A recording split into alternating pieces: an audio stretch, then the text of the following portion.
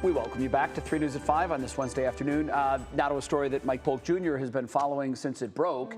The Cleveland Flag controversy took the city by storm last year when a citizen-led organization proposed replacing the flag that had been in existence since 1896. They wanted a more contemporary design. And we are used to dealing with controversy in Cleveland, of course, specifically quarterbacks.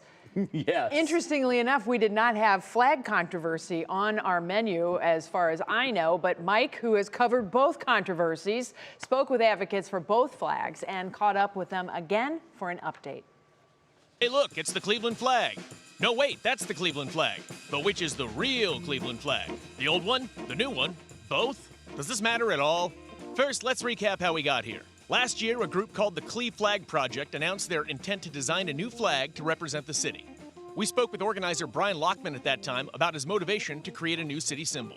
Most of our feedback through talking to people and surveying the community was that it's just not an effective flag. However, some Clevelanders objected to the project on the simple basis that Cleveland already had a flag.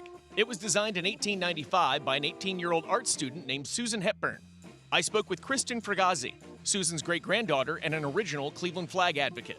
From our standpoint, this is a bit of an exercise in revisionist history.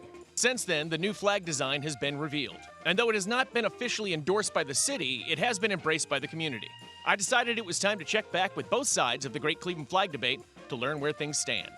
You are out here spreading the gospel of the Cleveland flag. You're actually handing some flags out. You've been more active in getting the word out about your flag. Yes, I have. I've been very, very encouraged that people have responded. Let's make this an iconic symbol in the city of Cleveland. It does have some competition, as you know, still. Remind everybody the concept of the People's Flag of Cleveland, what led us here to this day. We had a submission process where anybody in Cleveland or greater Cleveland had the opportunity to submit a flag design, and there was just an open vote. 73% wanted a new flag, and this was the winning design. Public art contests are wonderful, but I just question hijacking an official city symbol in order to do this. Why the flag? One of the things that it has done is it has really increased exposure and awareness for the historic flag. I think that was a really great part of this project is we incorporated the current flag. Through posts and through our website, you can dig into the Cleveland history. We embraced the story of Susan Hepburn and brought it to light, I think, much more than it was before. This design is a Creative Commons Zero. What that means is anybody can use it. This is not property of ourselves, it's the community's design. Anybody can take it, anybody can make a flag, a hat. They don't need our permission. Just please pick a local nonprofit that you want to give proceeds to that are near and dear to your heart. What is the future of the Cleveland flag, the original Cleveland flag? Where's this movement going? More people being able to tell the story of what this flag means. With the unveil, we had about 230 people flying it on day one. We've surpassed 1,000 flags distributed.